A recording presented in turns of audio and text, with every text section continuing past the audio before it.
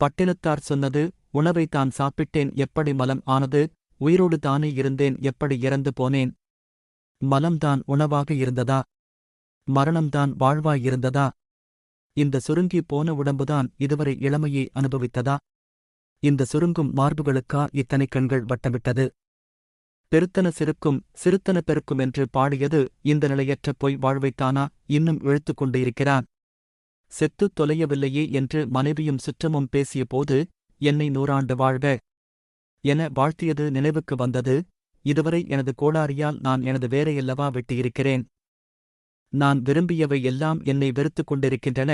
இளமையாயிருக்கும் போதே முதுமையை பழகியிருக்க வேண்டும். அறுசுவை உணவை தேடி தேடி உண்ணும் போதே அது மலமாகும் என்று உணர்ந்திருந்தால் அடுத்தவர் உணவை நான் பறித்திருக்க மாட்டேன். அனைவருக்கும் பயன்பட வேண்டிய பொன் பொருளை ஒரு திருடனைப் போல் பதுக்கியிருக்க மாட்டேன். காலம் கடந்த ஞானம் பாயும் நோயும் தவிர யார் துணை வரப்போகிறார்கள்? இறந்தாலும் எனக்காக யார் அழப்போகிறார்கள்? பிணமான பின் இந்த மாளிகையும் பணமும் எனதென்று நான் சொந்தம் கொண்டாடவா முடியும்? சந்தனத்தால் மணந்த உடல் என்றாலும் இறந்தால் மணக்கவா போகிறது? கண்ணே மணியே என்று கொஞ்சிய தாயும் என் உயிரே என்று சொன்ன மனைவியும் பிணமானபின் உடன் வரப்போகிறார்களா? பிரியமாட்டேன் என்று சொன்னவர்கள் பிணம் என்று வீசி சென்ற பிறகு மண் என்னைப் பார்த்து, மகனே, நானிருக்கிறேன், என் மடியில் வந்து உறங்கு என்று என்னை மார்போடு தழுவிக்கொண்டது. அருந்தின மலமாம் பொருந்தின அழுக்காம், வெறுப்பன உவப்பாம் உவப்பன வெறுப்பாம், உலகே பொய் வாழ்க்கை. நீயாக இரு. உங்கள் உடலில் இருக்கும் ஒவ்வொரு உறுப்பும் நீங்கள் உயிருடன் இருக்கும் அத்தனை நாளும் பயன்படுத்தவே படைக்கப்பட்டிருக்கிறது. வயதானால் அந்த நோய் வரும், இந்த நோய் வரும் என்று சொன்னால் தயவு செய்து நம்பாதீர்கள். உங்கள் கூடவே வாழும் மிருகங்களைப் பாருங்கள். மரணம் வரும் வரை தன் வேலைகளைத் தானே செய்து கொள்கிறது. எந்தப் பறவைகளும் தனக்கு வயதாகிவிட்டது என்று தன் குஞ்சிடம் உணவு கேட்பதில்லை. எந்த மாடும் படுத்துக்கொண்டு தன் கன்றிடம் தண்ணீரோ உணவோ கேட்பதில்லை. எந்தப் பூனையோ நாயோ படுக்கையில் இருந்து கொண்டு மலம் கழிப்பதில்லை. மரணம் அடையும் நாள் வரை ஆரோக்கியமாக சுயமாக தன் வேலைகள் அனைத்தையும் செய்து கொள்கின்றன. மனிதர்கள் மட்டும்தான் வயதானால் நோய் வரும், இயலாமை வரும் என்று நம்பி அடுத்தவர்களை எதிர்பார்த்து வாழ ஆரம்பிக்கிறார்கள். நன்கு ஞாபகம் வைத்துக் கொள்ளுங்கள், முதுமை என்று எதுவும் இல்லை, நோய் என்று எதுவும் இல்லை, இயலாமை என்று எதுவுமில்லை. எல்லாம் உங்கள் மனதிலும் அதன் நம்பிக்கையிலும் தான் இருக்கிறது.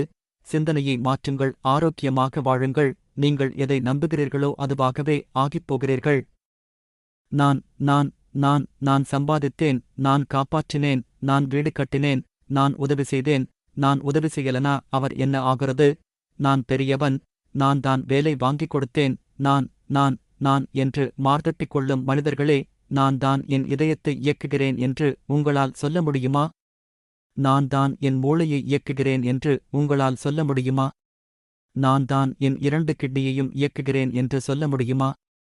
நான் தான் என் வயிற்றில் சாப்பிட்ட உணவில் இருந்து சத்துக்களை தனியாக பிரித்து இரத்தத்தில் சேர்க்கிறேன் என்று உங்களால் சொல்ல முடியுமா?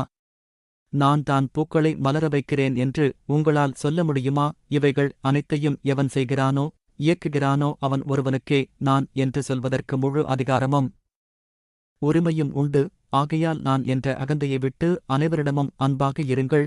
உனக்கு மேலே உள்ளவனைப் பார்த்து ஏங்காதே, தாழ்வு மனப்பான்மை வரும். உனக்கு கீழே உள்ளவனை ஏளனமாய் பார்க்காதே, தலைக்கனம் வரும். உன்னை யாரோடும் ஒப்பிடாமல் நீயாக இரு, தன்னம்பிக்கை தானாய் வரும். படித்ததில் பிடித்தது. நான் என்பது அகந்தை, நாம் என்பது உணர்வு. நன்றி நன்றி.